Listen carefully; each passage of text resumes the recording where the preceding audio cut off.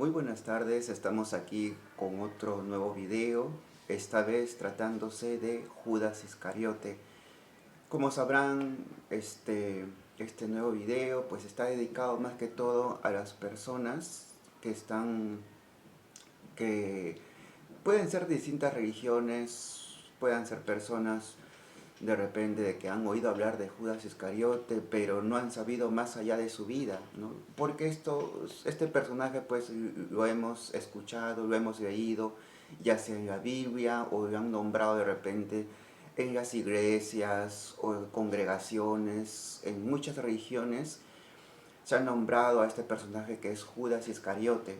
Pues hoy vamos a traer un video inédito, eh, el cual ha sido creada por muchas fuentes, nombrada por muchas fuentes. Por ejemplo, en el Discovery Channel, en donde cuentan varias narraciones, varios arqueólogos que han encontrado restos, pergaminos, testimonios que hablan sobre Judas Iscariote, de varios descubrimientos, ¿no? de que hablan de cómo ha sido Judas Iscariote en la vida de Jesús, ¿no? Cómo ha sido el tiempo, cómo ha sido en sí pues la historia en ese tiempo, ¿no? De Judas Iscariote. Pues hoy quiero hacer un video sobre este personaje, Judas Iscariote, que ha sido más allá de su vida, Judas Iscariote, que si es verdad que traicionó a Jesús o no traicionó a Jesús. Esto pues se ha nombrado en la Biblia también, en los evangelios canónicos. Hay muchas fuentes que hablan de esto. Pues hoy justamente recopilando todas estas fuentes, vamos a hablar de Judas Iscariote. Sé que va a ser muy complejo al poder transmitirlo en este video, pero vamos a tratar de poder explicarlos así minuciosamente para que ustedes en sí lo puedan escuchar y dejándolo siempre a la perspectiva y al concepto de ustedes mismos, cómo ustedes eh, reciben esta información, qué es lo que ustedes piensan, cuál es el concepto de ustedes, ¿no? Justamente este video está más que todo para transmitir el arte, transmitir también el misterio también de los personajes que no se han sabido más allá de lo que de repente han sido nombrados, ¿no? Más allá de sus vidas, cómo eran en la vida real, ¿no? Y hoy pues le tocó el turno a Judas Iscariote, ya que estamos ya por Semana Santa. Espero pues que ustedes pues guste bastante este video, que lo hago con mucho cariño. Y también para mencionarles que mi video Te llamarás Pérez de Troya, centrada en la guerra de Troya, ya está a la venta en amazon.com, siempre haciéndoles mención esto, más que todo para las personas que me han dicho cuándo va a salir el libro, cuándo va a salir la historia, Te llamarás Pérez de Troyas, cuándo va a salir esta gran obra maestra, esta novela. Pues ya está a la venta en amazon.com ya. Para todos aquellos que me han insistido, pues ya está a la venta. Lo pueden comprar como Te llamarás Pérez de Troya, centrada en la guerra de Troya de Homero, o centrada también en la Ilíada también, en donde ustedes van a saber mucho más de cómo era la guerra de Troya, porque está bien centrada, explicada. Está también, es la historia oculta que Homero no habló. eh, es una historia en el cual en el interrogante es por qué Homero no habló de esta historia, porque es una historia anónima, es una historia que no se ha comentado, que no se ha hablado, pero que ahora eh, está siendo revelado a través de este libro, Te llamarás Pérez de Troya, centrada en la guerra de Troya, centrada en todo el conflicto de la guerra de Troya. Y ya está ya en amazon.com, ya está a la venta ya. Espero que ustedes pues les gusten, compartan este video compartan también este libro y dejen también sus comentarios también en este libro también, que ya está en amazon.com a un precio comodísimo, muy comodísimo. Cómpralo ya, hazlo ya, antes que se agote, antes que se acabe, porque ya me han escrito incluso comentarios de mucho de este libro que les ha gustado, y esperando también ganar también, si Dios quiere, de repente el premio Nobel. Todo escritor siempre anhela esto. Yo la verdad estoy muy agradecido a esas personas que me han estado colaborando, que me han estado comprando este libro, que me han dejado muchos comentarios a través de Amazon, a través también de mi canal de YouTube, ¿no? Que me han dejado muchísimos comentarios, y espero que también agradeciéndoles bastante, también dándoles muchas gracias y muchas bendiciones, y también a aquellos que han patrocinado también mis videos de mi canal de YouTube. Espero que también este video nuevo que estoy también por, por comenzar guste muchísimo, y esperando también a patrocinar, que ustedes puedan patrocinar también este video también, o si no también suscribirte a mi canal Mitos y Misterios del Escritor Griego.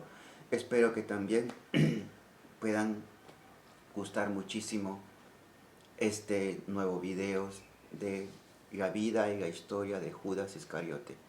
Comenzando así entonces, como verán, es una historia muy compleja. Su vida ha sido muy compleja, pero lo que vamos a hacer muy minuciosamente, como ya lo mencioné antes, es leer un poco para que, eh, y explicarles también un poco, para que vean que esto pues no es una invención mía, sino que yo me he valido de muchas fuentes para poder en sí poder mencionarles sobre la vida y la historia real de Judas Iscariote. Comenzamos así entonces. Judas Iscariote fue uno de los apóstoles de Jesús de Nazaret y siguió la predicación por Judea y Galilea según los evangelios canónicos. Fue el apóstol traidor que rebeló a los miembros del Sanedrín, el lugar donde podían capturar a su maestro sin que sus seguidores interviniesen, tal como lo había anunciado el propio Jesús en la última cena. Esto es muy verídico porque también lo hemos escuchado en los evangelios y también en algunas películas e historias que, que si han visto la Pasión de Cristo o la vida de Jesús, habrán visto que hay un hombre que traicionó a Jesús, y este hombre era Judas Iscariote. Tal como lo había anunciado el propio Jesús en la última cena, Judas es uno de los apóstoles de Jesús que no se menciona sobre su llamada ni cuándo se unió a los apóstoles, pero el Evangelio de Juan pone un antecedente importante de la feonía de Judas, ya que él era el tesoro y destinado, él era, según el Evangelio, Judas se apropiaba del dinero de los canónicos, del dinero destinado a los pobres, ¿no? Judas era el que llevaba la bolsa del tesoro, de todas las colectas, ¿no? Que como ellos caminaban mucho, ¿no? Eh, no, evangelizando, transmitiendo la palabra de Dios a muchos lados, a muchas ciudades, pues a veces se encontraban con gentes o personas que les daban dinero por agradecimiento, o no solamente dinero, también puede ser también cosas para comer, qué sé yo, o para el viaje, ¿no? Y todo eso lo recolectaba Judas. Y, y, pero que todo eso también era destinado también para los pobres. Esto es lo que menciona aquí, ¿no? Jesús, según los 4 evangelios canónicos, Judas guió a los guardias que arrestaron a Jesús hasta el lugar donde encontraron, les indicó quién era besándolo. Esto más que todo era la señal que Judas les dijo justamente a los maestros del Sanedrín, ¿no? Les mencionó: yo les voy a decir yo les voy a dar una señal a la primera persona el cual yo dé el beso a esa persona, lo van a arrestar. Esta era la señal que le habían dado pues a los soldados y a los maestros del Sanedrín, ¿no? Por su traición fue recompensado por 30 piezas de plata. Existen diferentes interpretaciones sobre el tipo de moneda que se trata. Según Donald Wiseman, sugiere dos posibilidades para la identidad de las monedas para pagar a Judas. Podrían haber sido tetadracmas de Tiro, usualmente denominados ciclos, pueden haber sido estadeos de Antioquía que llevaban el rostro de César Augusto. Las tradiciones y leyes judías, además de las normas romanas, dictaban que en el templo de Jerusalén podían atesorarse exclusivamente didracmas y tetadracmas, como pago del tributo anual. El Sanedrín había pagado a Judas en las monedas que formaban parte del tesoro del templo. Las monedas válidas por el templo eran acuñadas en Tiro, en la ciudad de Tiro.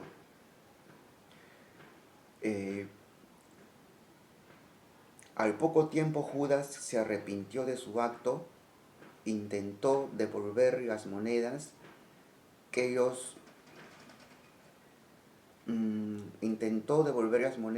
los sacerdotes les había dado y al no aceptarlas, a estos los arrojó en el templo. Vemos que en la Biblia de los canónicos, Judas al final se arrepiente. Judas al final se arrepiente de haber entregado sangre inocente. Y en el cual menciona, incluso no solamente en la Biblia, sino también en otros párrafos de otros libros de otros autores, mencionan que Judas se arrepiente y que como quiso devolver las monedas a los maestros del Sanedrín, ellos no lo aceptaron. Y creo que hizo Judas, los arrojó. O sea, arrojó las monedas a ellos, y claro que todas las monedas pues cayeron al suelo, ¿no? Al piso. Y Judas se marchó entristecido, ¿no? Con ese cargo de conciencia. Menciona que hubo cargo de conciencia por parte de Judas. Luego, desesperado ante la magnitud de su delación, se suicidó ahorcándose. Vamos a ver también sobre la muerte de Judas, que es muy importante, en donde muchos personajes, investigadores, arqueólogos mencionan que Judas no solamente se ahorcó, sino que es lo que hizo para ahorcarse. Hay muchas controversia en eso. Más adelante se va a explicar esto. Según Mateo 27:5, en un árbol. Judas se ahorca en un árbol. Según otra versión, Judas compró un campo con el dinero que obtuvo gracias a su traición, pero cayendo de cabeza se reventó por en medio y todas sus entrañas se derramaron, y esto está en Hechos 1:18, por lo que aquel campo fue llamado en su lengua Aceldama, que quiere decir campo de sangre. Después hay otra fuente que se llama la reivindicación de Judas, en donde justamente hicieron un libro sobre esto, sobre la reivindicación de Judas, y aquí lo voy a nombrar. Bernardino Petruccelli de la Gandina, en el controvertido Las Memorias de Judas, describe al apóstol como un revolucionario y líder de la revuelta judía contra el imperio de los romanos. Incluso menciona el año. Dice, en el año 1944, Jorge Luis Borges publica el cuento Tres versiones de Judas, en el que presenta a un teólogo mostrando tres interpretaciones de Judas diferentes a la convencional, para quedar convencido al final de su última teoría: Dios no encarnó en Cristo, sino en Judas. Posteriormente, Juan Bosch, en su libro de 1955, Judas Iscariote, el calumniado, revisa las tradiciones evangélicas sobre el personaje, presentándolo como víctima de una interpretación errónea de los hechos. El cine también ha mostrado facetas diferentes de Judas, por ejemplo, la película de Martin Scorsese, La última tentación de Cristo, basada en la novela homónima de Nikos Kazantzakis.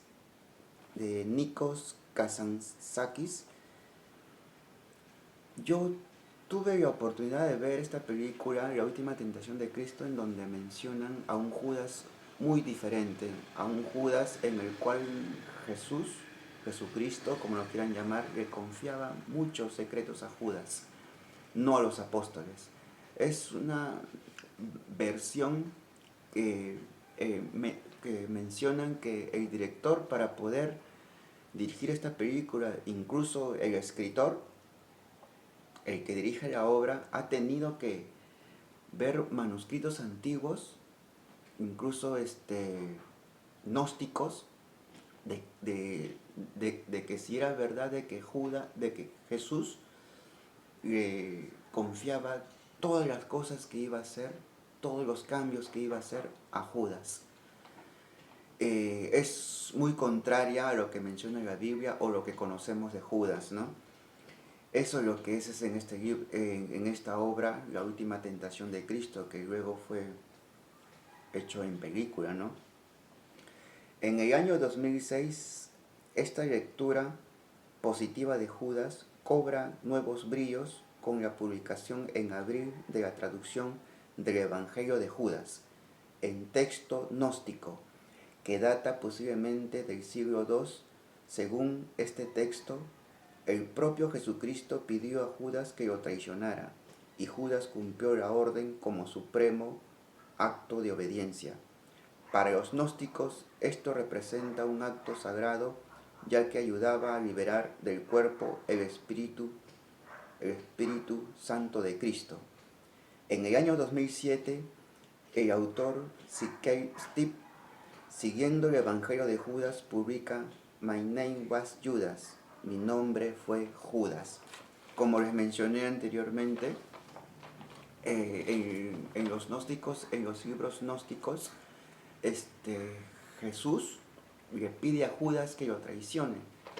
Y estos libros gnósticos pues fueron encontrados en el siglo II, lo que menciona, ¿no? En el siglo II. Y que estos, o sea, me refiero a la antigüedad, cómo estos libros gnósticos, por quienes fueron escritas, y al escribir esto, ¿cuál era esa intención que tenían, ¿no? De poder distorsionar la historia o poder cambiar la historia. ¿Cuál era esa intención de estos libros gnósticos que mencionan de Judas? Incluso del concepto de lo que se mencionaba en el Evangelio, ¿no? De que Judas no quiso traicionar a Jesús, sino que obedeció a lo que Jesús le decía, ¿no? Que lo traicione. Muy contrario a los evangelios canónicos, ¿no? Qué impresionante es esto, de estos libros gnósticos, ¿no? Y aquí en My Name Was Judas, mi nombre es Judas, es en donde habla de estos libros gnósticos, ¿no? Que es muy importante. Una novela en la que Judas, octogenario, narra su amistad con Jesús desde su infancia, época en la que compartían el mismo maestro hasta la muerte del mismo. Lo que también habla es que desde la infancia Jesús ya conocía a Judas. Esta parte incluso también en la película La última tentación de Cristo también aparece. O sea, nombran también que Jesús y Judas ya desde una temprana edad ya se conocían. Pero No se sabe si esto será cierto o no, no se sabe esto, pero en los libros gnósticos lo mencionan así. Existe una controversia acerca de la muerte de Judas, ya que, ya que el Evangelio de Mateo solo nos dice que fue y se ahorcó, y esto está en Mateo 27:5, mientras en el libro de los Hechos de los Apóstoles dice, el cual era contado con nosotros y tenía suerte en este ministerio.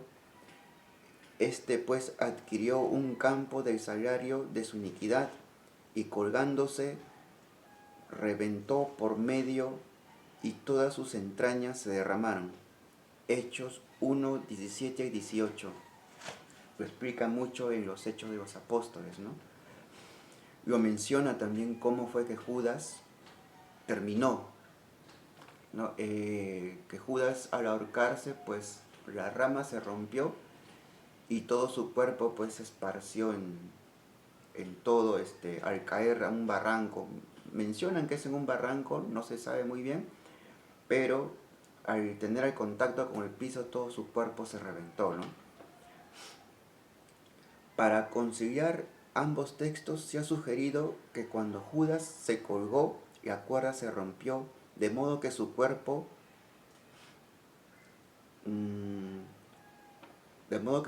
cayó y se reventó al golpear el suelo. Sin embargo, para que esto pudiera ser posible, Judas tendría que haberse ahorcado por los pies. Esas son teorías que mencionan, ¿no? No se sabe en sí cuál es el misterio de todo esto, ¿no? ¿Cómo fue que murió Judas? ¿Cómo fue en sí? O sea, el cómo terminó Judas. Pero en la Biblia es más verídico porque también menciona en dos versiones, tanto en los evangelios canónicos como en los Hechos de los Apóstoles, cómo fue que terminó Judas, ¿no? Por otro lado, en la Biblia nada hace pensar que así hubiesen sucedido las cosas. Mateo, que escribió para un público judío, se inspiró en la muerte de Agitofel, mientras que Lucas, que escribía para un público de origen pagano o griego, se inspiró en el libro de Útero Canónico de Sabiduría. Se dice que Judas compró el campo porque los sacerdotes lo compraron con el dinero que pagaron a Judas por su traición y que éste más tarde les devolvió. De manera que, en cierto modo, una adquisición del propio Judas al campo se le llamó campo de sangre, por dos razones, y cada evangelista da una de ellas. El Corán niega la crucifixión de Jesús de Nazaret y el Islam argumenta que Alá no permitiría la indigna muerte de cruz para un profeta tan estimado como Jesús. Lo más importante de todo esto, ya que estamos leyendo pues estos párrafos que son fuentes distintas, muy distintas, incluso que lo estoy nombrando con nombre y apellidos de estos autores que mencionan que en sus fuentes que tanto como el Islam como como por ejemplo en el Corán, pues ellos niegan la crucifixión de Jesús, niegan que como Dios no va a dar a su único hijo para que luego lo maten y termine ahí. Ellos niegan todo eso. O sea, son muchas de las fuentes, son muchas las interpretaciones de muchas religiones también que niegan también la crucifixión de Jesús como también la muerte de Judas también. Por eso los musulmanes afirman que los judíos crucificaron a alguien que se le parecía a Jesús, que pudo haber sido Simón de Cirene o Judas Iscariote. La muerte de Judas, un hecho en apariencia única, que ha dado lugar a un gran número de controversias e interpretaciones derivadas en su mayoría de las diferentes traducciones de los textos que la describen. El Evangelio de Judas. Esto también es escrita también por los gnósticos, por la religión gnóstica. Se denomina Evangelio de Judas a un texto utilizado según testimonios de los padres de la Iglesia por la secta gnóstica de los cainitas. Voy a explicar también de dónde surgen los cainitas, que es de Caín, más adelante. Fue compuesto durante el siglo II alrededor de los años 130 y 150 después de Cristo. Este evangelio se creía desaparecido, pero durante los años 1970 fue hallado en Egipto el códice Chacos copto del siglo IV, supuestamente traducción de un original griego del cual no se conserva ningún ejemplar, en el que aparece un texto que parece corresponder al Evangelio de Judas, mencionado en la literatura cristiana primitiva. En 1970 se encontraron pergaminos, se encontraron manuscritos por unas personas insignificantes, no eran incluso arqueólogos, eran personas insignificantes. Y estas personas, pues, que como necesitaban, o sea, su vida era, las vidas de estas personas eran muy precarias, necesitaban ese dinero. Al encontrar justamente ese tesoro que eran estos pergaminos, lo que hicieron fue venderlos. La necesidad de estas personas era muy grande. Por eso que ellos optaron por vender estos pergaminos, ¿no? Personas insignificantes, ni siquiera eran arqueólogos ni descubridores, ¿no? Y esto fue lo que pasó en el año 1970. En el año 2006, la organización National Geographic Society hizo público su trabajo de restauración y traducción del manuscrito. También en ese mismo año, la organización National Geographic Society elaboró un video documental titulado The Gospel of Judas, el Evangelio de Judas. Lo que estaba explicando anteriormente de National Geographic, sus fuentes descubiertas para poder valerse del Evangelio de Judas, pues fueron descubiertas justamente de estos pergaminos gnósticos, ¿no? De estas escrituras gnósticas. Y de ahí se basaron para poder hacer justamente este video documental, ¿no? En el texto se hace una valoración positiva de la figura del apóstol Judas Iscariote, que en los 4 evangelios canónicos es considerado como un traidor a Jesús. Según este evangelio gnóstico, Judas fue su discípulo favorito. Miren, escuchen, Judas fue su discípulo favorito. Y si entregó a su maestro a las autoridades romanas, fue en cumplimiento de un plan previsto por el propio Jesús. Lo que les estaba comentando, ¿no? Que en los evangelios gnósticos los nombran de otra forma, los nombran, o sea, la historia no es muy distinta como escriben en la Biblia, ¿no? No es muy distinta, ¿no? O sea, es mucho más diferente, es mucho más compleja, y que incluso mencionan estos evangelios o que lo bautizaron como el Evangelio de Judas. Nombran a un Jesús que era muy diferente o a lo que nombran la Biblia, ¿no? Pero veamos que Judas era un ser como que con un pensamiento idealista, con un pensamiento un pensamiento superior, un pensamiento que razona mucho, ¿no? Como reacciona un idealista, ¿no? A un idealista no se le puede discutir sobre por qué la vida tiene que ser así, o la historia de su vida tiene que ser de otra manera, no. Él solamente lo razona y según su formación, según sus pensamientos, ¿no? Es que la vida es así, ¿no? Que la vida tiene que ser así. Y varios idealistas pues fueron también, en el tiempo de la antigua Grecia, habían muchos idealistas. habían muchos que también discutían sobre sus ideales, ya sea sobre la guerra de Troya, ya sea sobre, de repente, sobre el Imperio Romano, ¿no? Es que también en ese tiempo también se gobernaba, de esos ideales se gobernaba. Y la gente o las personas normales pues tenían que aceptarlas, ¿no? Tenían que aceptar el gobierno, el imperialismo, porque eran nombrados o su simiente estaba en el idealismo, ¿no? El imperio estaba bajo los idealismos, ya sea del César o de otros cónsules romanos. En ese tiempo era así. El idealismo prefiguraba bastante, ¿no? Muchísimo en ese tiempo, como también en el tiempo de Jesús también.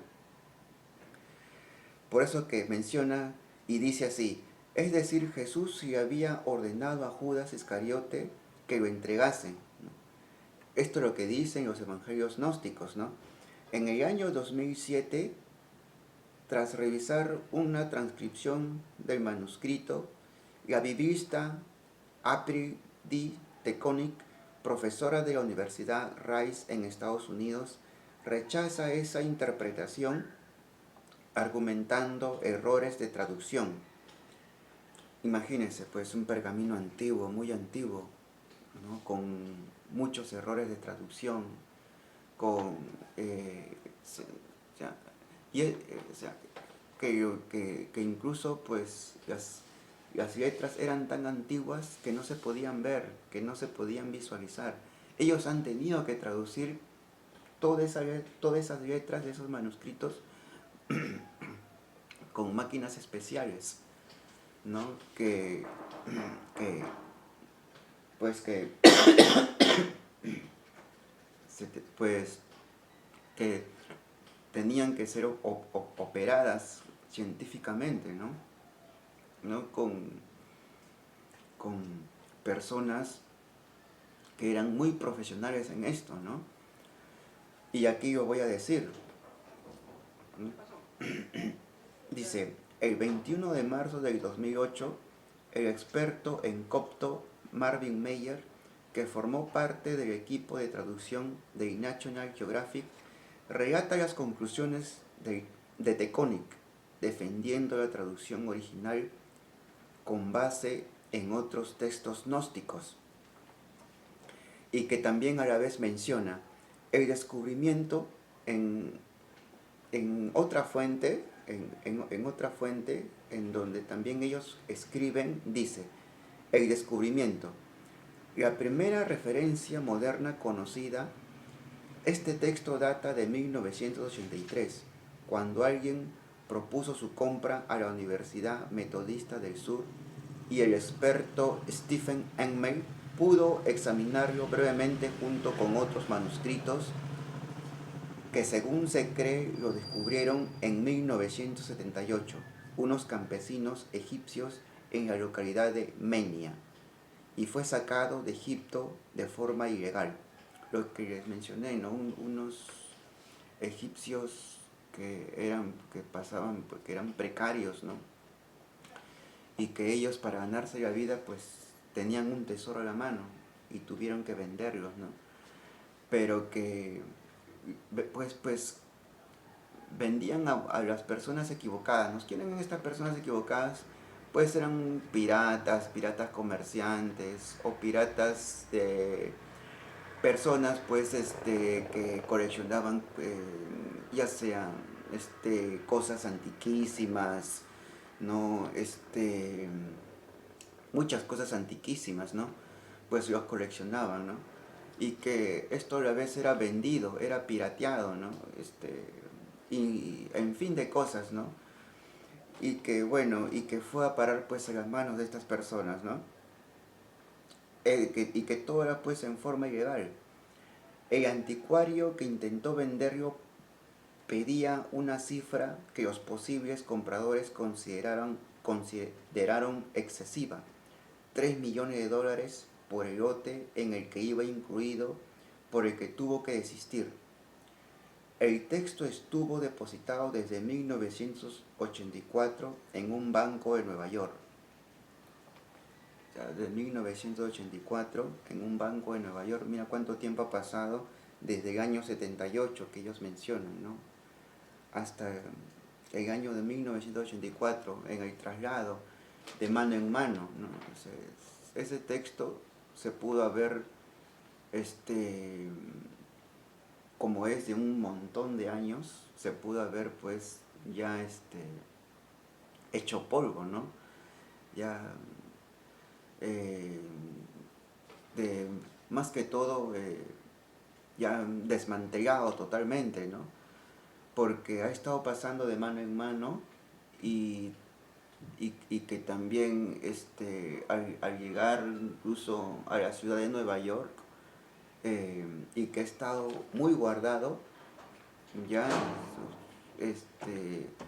imagínese pues en un clima oculto, en un lugar bien cerrado, en un clima bien oculto, a un lugar en donde es otra ciudad, otro clima, con otra temperatura. Imagínate cómo ha estado ese manuscrito. Ya de repente ya habrá estado muy deshecho, ¿no? Hay muchas versiones sobre esto, ¿no? Sobre el cuidado de este manuscrito, ¿no? Pero que aquí lo mencionan que fue en 1984 en un banco de Nueva York en donde ellos lo guardaron, ¿no? Lo ocultaron.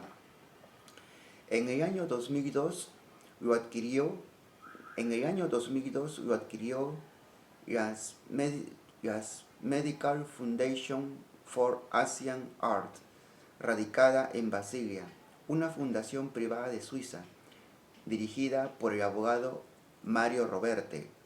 Esta fundación contactó con National Geographic Society para que restaurase, datase y se tradujese el manuscrito.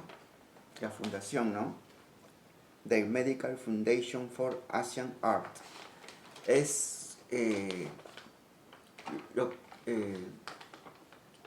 ese tiempo pues el Discovery Channel daban muchos documentales, ¿no? De muchas ciudades desconocidas, culturas desconocidas, restos arqueológicos desconocidos. Yo me acuerdo en un tiempo que yo veía mucho el Discovery Channel y a mí me encantaba ver lugares y ciudades desconocidas, muy desconocidas. Y para mí, pues eso era, incluso, llegaron incluso hasta Machu Picchu, ¿no? Lugares arqueológicos no descubiertas, ¿no? Y hablaron un poco sobre la historia de Machu Picchu, que para mí me fascinó, la verdad. Para mí era un orgullo que vengan los mismos del Discovery Channel aquí a Perú y ellos se preocupen, que incluso que difundan nuestra cultura a través de estos documentales, ¿no? Y en donde también se pudo investigar muchas cosas que de repente hasta los mismos peruanos no sabían, pero que ellos se profundizaban más en enseñar esta cultura, en transmitir esta cultura, incluso el misterio de esta cultura, el por qué de repente esas cerámicas, el por qué de repente esos monolitos se construyeron. Había mucho misterio que el Discovery Channel los revelaba. Ellos hacían muchos documentales, incluso también fueron, incluso hasta Judea, ¿no? Y quisieron también hacer también varios documentales sobre la vida de Jesús, cómo murió Jesús, en la forma de cómo murió Jesús también, y quienes estuvieron al lado. Hablaron también sobre Poncio Pilatos también. Era mucho el misterio que ellos descubrían y lo difundían, lo transmitían a varios lugares, ¿no? Los transmitían también a varios países. Era mucho lo que difundían, ¿no? Muchas culturas que no eran todavía conocidas, ¿no? No eran conocidas en ese tiempo, ¿no? Pero que bueno, que los documentales muy aportantes, ¿no? Muy aportantes para el arte, ¿no? Porque a la vez que aportaba el arte también, a la vez también se aprendía más, ¿no? Y se enseñaban también incluso en las escuelas también, ¿no? En las universidades, en las escuelas también se enseñaban estos documentales, ¿no? Era muy provechoso todo esto, ¿no? Y lo que dice aquí, pues, en, el- en donde menciona justamente esto de lo que es del Discovery Channel, de que, pues, eh, de que la fundación, pues, le pidió al National Geographic para que restaurase tanto tanto los datos, incluso también los manuscritos, y los revelasen, ¿no? Según el vicepresidente de esta institución, Terry García, el códice estaba muy deteriorado y si no hubiesen actuado de inmediato hubiera acabado convirtiéndose en polvo. Lo que estoy mencionando, ¿no? Es un manuscrito bien antiguo, bien antiquísimo, ¿no? Que en el movimiento, en el traslado, ya sea el clima del desierto de Egipto, más el clima de Nueva York, o sea, imagínense, pues, en sí, la temperatura de ambos son muy distintas, ¿no? Rudolf Kasser hizo público la existencia del texto en una conferencia que tuvo lugar en París en julio de 2004. Al año siguiente, un portavoz de la Medicina Foundation anunció su traducción inminente al inglés, francés y alemán. En sí, esta traducción fue no solamente en esos tres, que fue en el inglés, en el francés y en el alemán, sino en otras más, como también en el islam también, en el griego también. Eh, Dice el contenido. En el contenido, el texto del Evangelio de Judas es un relato de 250 líneas cuya traducción a un idioma moderno contrasta con los extensos relatos evangélicos, porque solo insume alrededor de 7 páginas. Se encuentra en un códice de 66 páginas, más de un tercio del cual es ilegible. Todos los textos están escritos en el dialecto saírico del idioma copto, aunque es una traducción de un original griego mediante varios métodos, entre ellos el del carbono 14. El del carbono 14, el códice ha sido datado entre los años 220 y 340. Estamos hablando, miren, de cuánto tiempo, ¿no? Y hay un método esencial para poder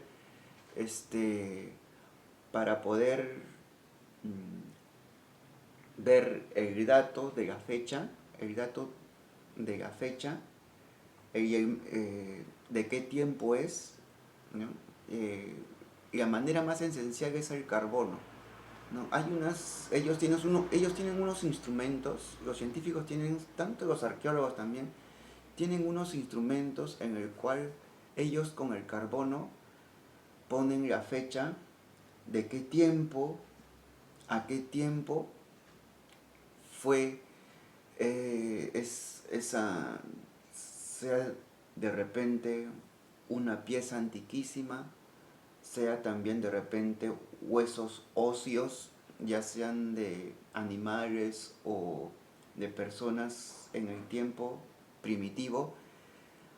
Así, a través del carbono, ellos miden la fecha, datan la fecha. Y esta modalidad lo hacen los arqueólogos en distintas lugares a donde ellos van a descubrir, ¿no? Y así hay mucho de todo ello, ¿no? Y así hay mucho de todo ello. Para descubrir, pues, las piezas arqueológicas, para descubrir también manuscritos antiguos, descubrir también piezas óseas de animales prehistóricos. Han utilizado el carbono, ¿no? Que es muy importante eso. Y menciona, el papiro se encuentra muy deteriorado. Algunas partes del texto se han perdido y otras se conservan solo fragmentariamente. 26 de las 66 páginas corresponden al así denominado Evangelio de Judas. La parte que ha sido traducida comienza indicando que se trata de las revelaciones que Jesús hizo a Judas Iscariote en conversación privada 3 días antes de la Pascua. Escrito en tercera persona, el texto es un diálogo entre Jesús y sus discípulos, especialmente Judas, que aparece como discípulo favorito de Jesús. Miren, que aparece como discípulo favorito de Jesús, dice, ¿no? El evangelio gnóstico aún no se sabe el por qué se escribió, o sea, cuál era la intención de los gnósticos al escribir este evangelio. Ir en contra de la verdad de la Biblia, o de repente perseguían a sus propósitos. Pero ¿por qué lo hicieron? Justamente está la pregunta. ¿Por qué hicieron estas escrituras gnósticas? Incluso que pusieron como el Evangelio de Judas. ¿Por qué? De repente ellos pensaban que Judas era un líder. También puede ser así, ¿no? Pero lo que mencionan es que el favoritismo de Jesús hacia Judas, ¿no? Y no, como dicen los evangelios, ¿no? No es que sean los favoritos, sino que Jesús en los evangelios menciona de que él los quería a todos, los amaba a todos los discípulos los amaba. No que uno era muy esencial que el otro, no, todos los discípulos para Jesús eran por iguales. Y que Jesús cuando predicaba a todos, no solamente a Judas nada más. Pero los gnósticos los forman de otra forma, ¿no? Ellos tienen otra perspectiva de pensar. De repente lo vieron a Judas como una persona a que Jesús despreciaba también. Y ellos con esto pues cambiaron toda la perspectiva de Judas, ¿no? Pero Jesús no los... En los evangelios canónicos mencionas de que Jesús no despreciaba a Judas. A todos los quería, a todos por igual. Solo que uno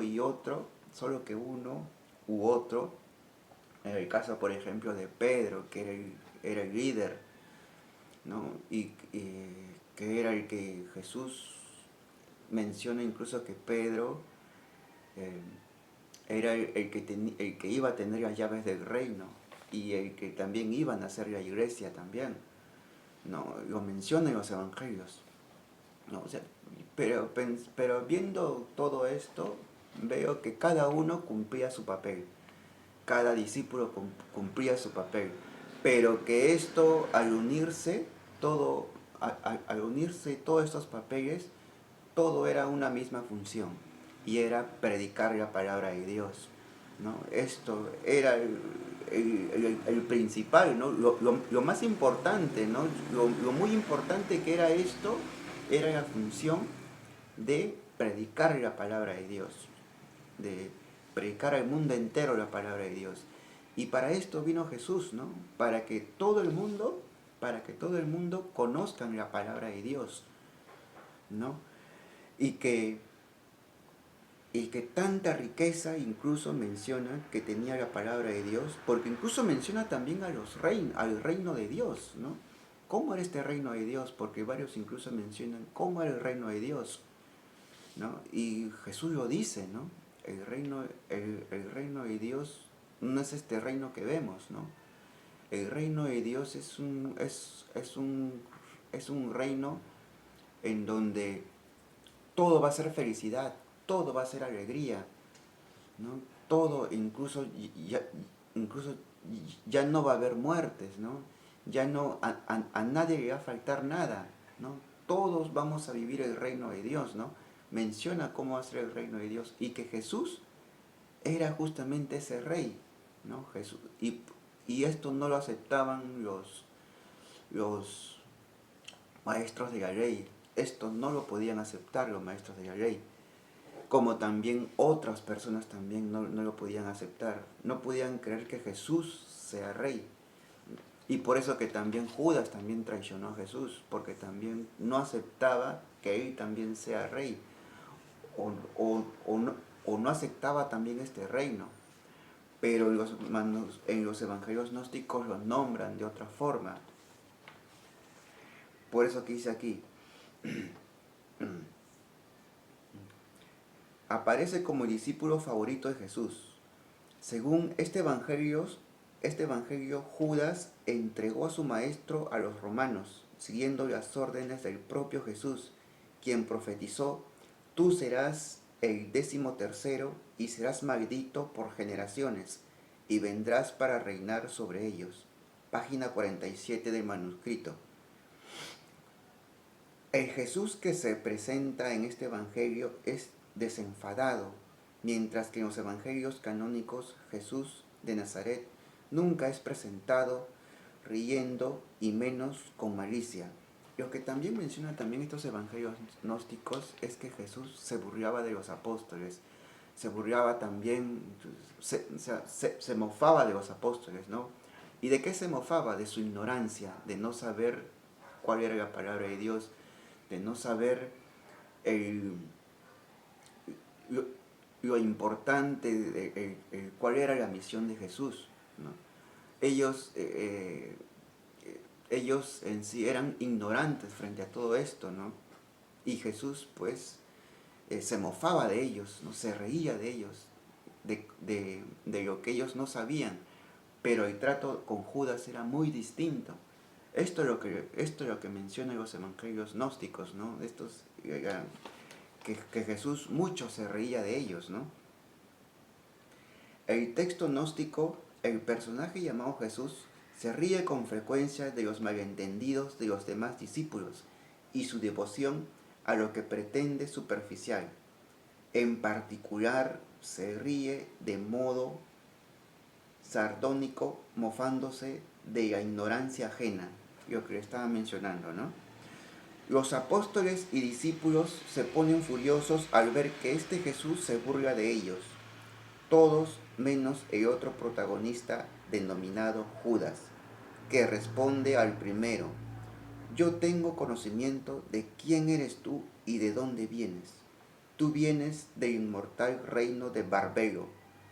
En los antiguos textos gnósticos, Barbelo es la divina madre de todo y la prudente previsión, no logos, que posee el uno infinito debido al conocimiento gnosis del griego de Judas acerca de que Jesús viene desde el inmortal reino de Barbelo. A Judas se le promete una revelación referida a secretos que ninguna persona ha conocido nunca. En los textos gnósticos, cuando mencionan, por ejemplo, Barbelo, es como si fuera el reino de Barbelo es un reino creado por los gnósticos, ¿no? Es un reino traducido en sí como si fuera el reino de Dios, ¿ya? Pero ellos lo nombran como el reino de Barbelo. No, Jesús en la Biblia lo nombra como el reino de Dios, pero ellos lo traducen como el reino de Barbelo. O sea,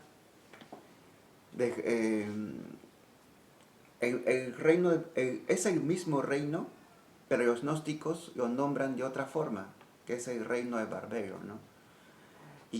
Pero Jesús en la Biblia, en los evangelios canónicos, lo nombra como si fuera el reino de Dios, ¿no? Por eso que dicen que es el reino de Barbelo, ¿no?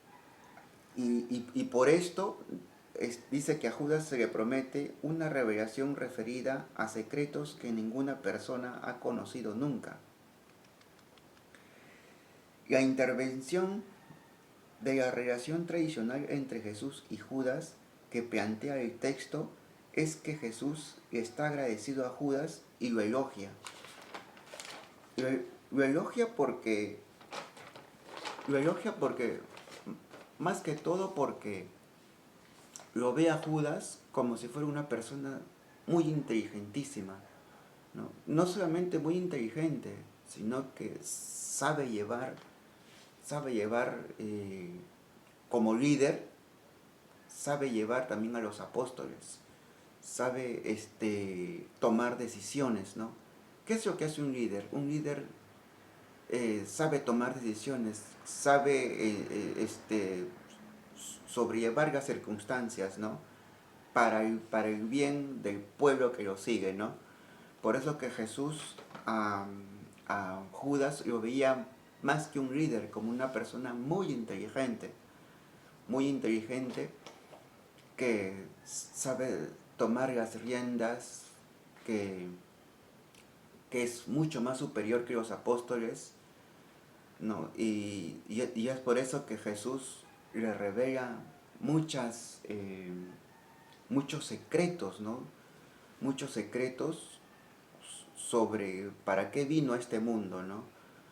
Para qué y con qué propósito vino a este mundo, como lo hicieron en la Pasión de Cristo, ¿no?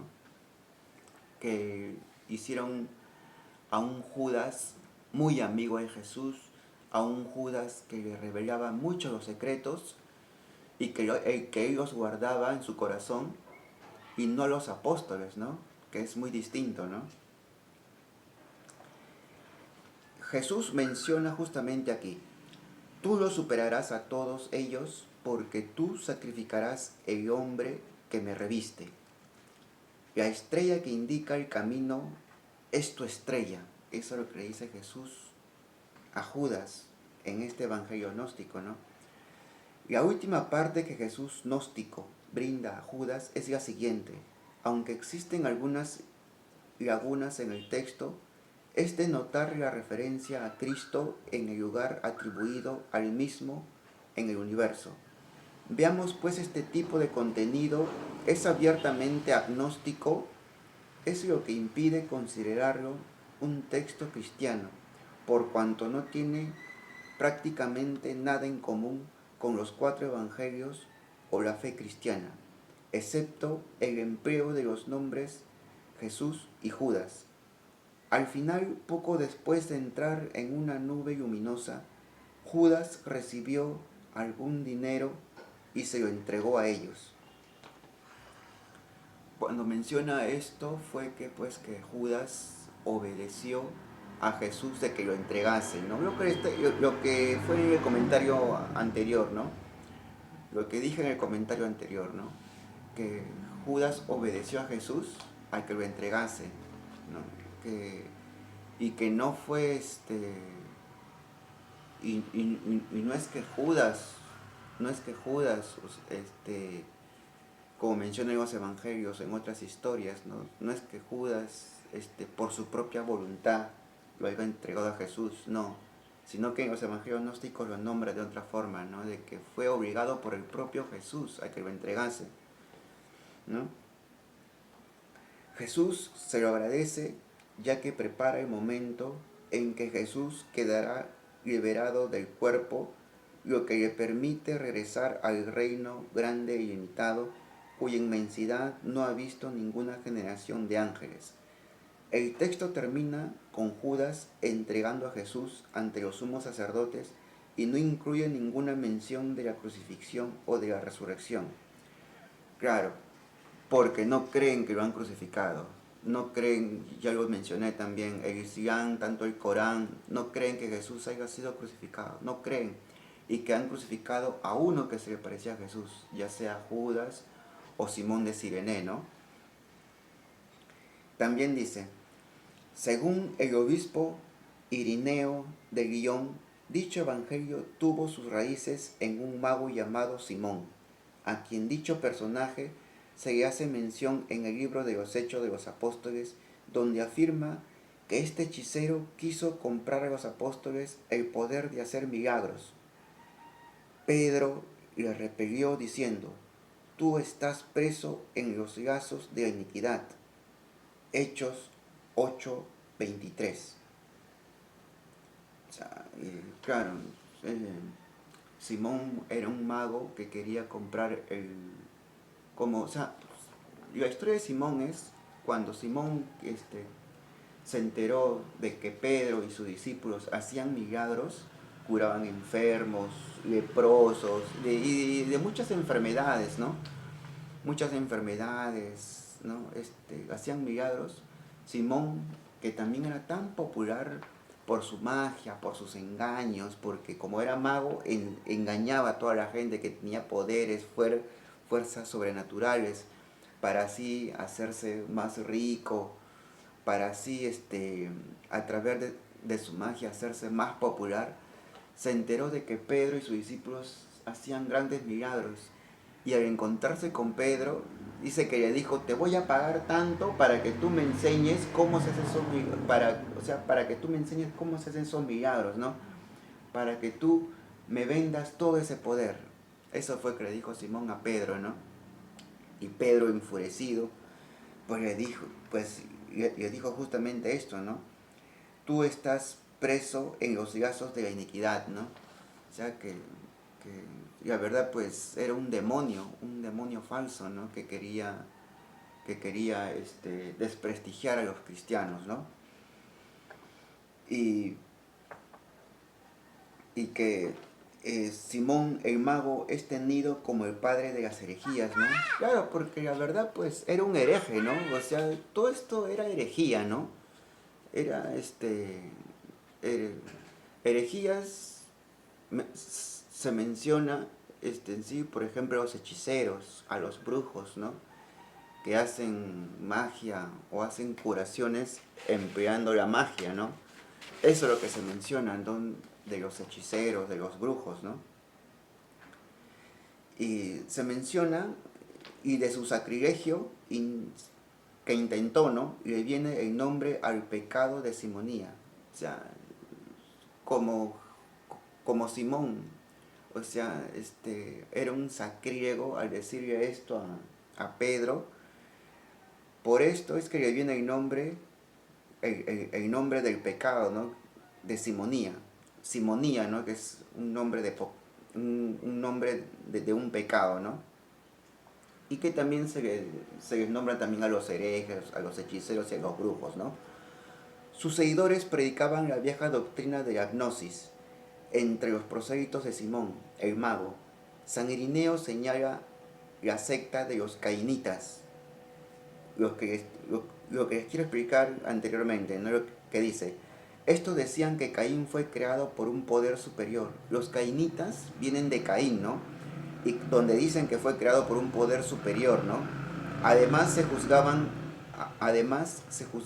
hermanos espirituales de Esaú y de Coré, de los habitantes de Sodoma y otros semejantes, y dicen, añade San Irineo, que Judas el traidor fue el único que conoció todas estas cosas exactamente, porque solo él entre todos conoció la verdad para realizar el misterio de la traición. Para eso muestran un libro que ellos inventaron, que llaman el Evangelio de Judas, ¿no?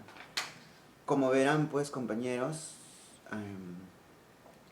queridos amigos, esto es lo que nombra el Evangelio de Judas, ¿no? Lo que interpreta el Evangelio de Judas, que son manuscritos gnósticos, ¿no? Que hablan sobre la vida de Jesús, que Jesús prefirió más a Judas que los demás apóstoles, y que también se mofaba de la ignorancia de los apóstoles, se reía de los apóstoles, ¿no? Mientras que a Judas lo consideraba como su preferido. Que también los manuscritos también niegan también muchísimo, niegan la crucifixión de Jesús, no lo nombran, no lo mencionan, pero que sí fue entregado por Judas por orden del mismo Jesús, abreviándolo todo eso, ¿no? Por orden del mismo Jesús. ¿no? Y que Judas era como un líder, era el más querido, ya que también nombra el reino de Barbelos, que es el mismo reino, el mismo reino de Dios, pero ellos lo traducen como el reino de Barbelos. Y así los explican también muchos descubridores, ¿no? En el National Geographic también habla bastante de ello también, ¿no?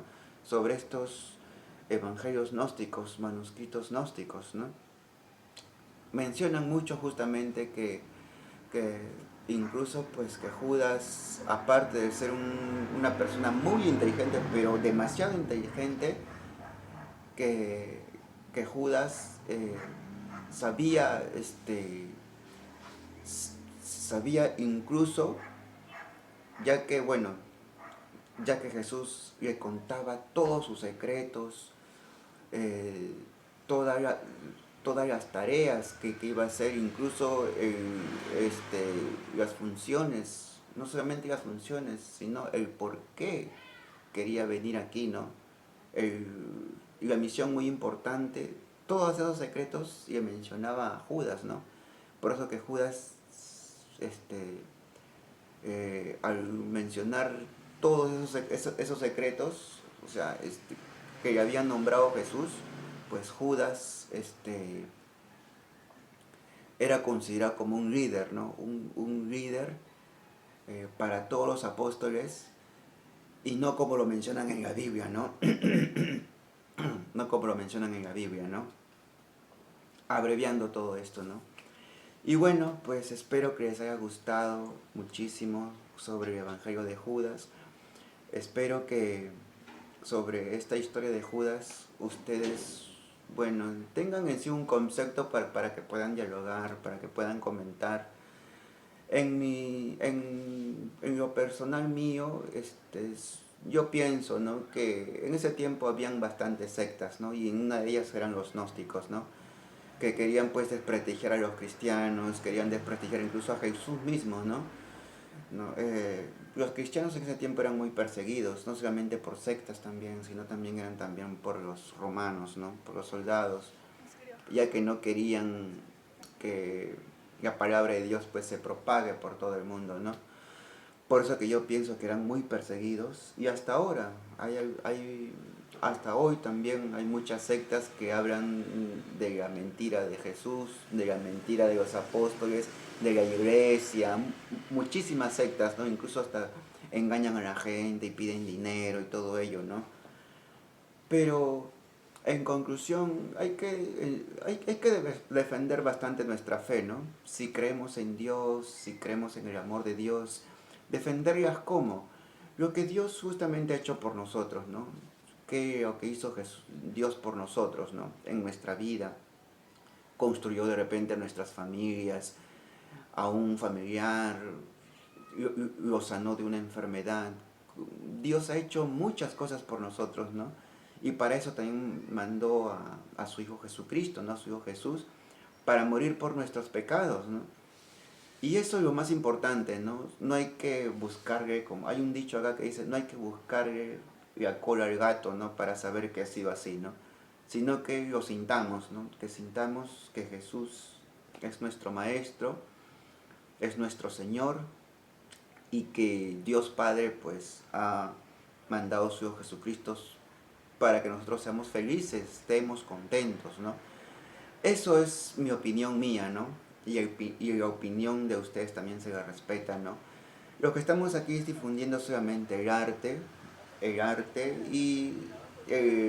y también descubriendo también partes o revelando partes de secretos que se han ocultado, ¿no? Que se han hablado mucho, ya sea de, pues, del Evangelio de Judas, de la vida de Jesús, ¿no? Esto es lo que quiere, esta es la labor de este canal, ¿no? Poder difundir el arte, poder difundir también las culturas, las tradiciones también, ¿no? Y esperando también pues que ustedes puedan patrocinar este video, puedan patrocinar este canal apoyándonos, dejando sus comentarios, suscribiéndose, y también puedan patrocinar también de repente con un incentivo, ¿no? Porque como sabrán, tras de mí hay varios que me apoyan, hay varios que gracias a ellos se ha hecho este canal, gracias a ellos se ha hecho este video y varios videos más, ¿no? Y espero que también pues les guste este video y desde aquí pues muchas gracias, Dios me los bendiga muchísimo y que puedan ustedes seguir pasando una bonita reflexión en esta Semana Santa y acercándonos siempre bastante a Dios. Y no se olviden de dejar muchos comentarios aquí y también más que todo también suscribiéndose, ¿no? Este es el canal de ustedes, suscríbanse mucho y aquí los esperamos bastante para que ustedes puedan también disfrutar bastante este canal, que hay muchas novedades, muchas sorpresas. Y también abajo también les dejo también mi número de cuenta del banco, ya sea en soles o en dólares. Al quien quiera patrocinar este video, les agradezco y Dios los colme de muchas bendiciones. Desde aquí me despido, muchas gracias. Hasta otra oportunidad, hasta otro próximo video.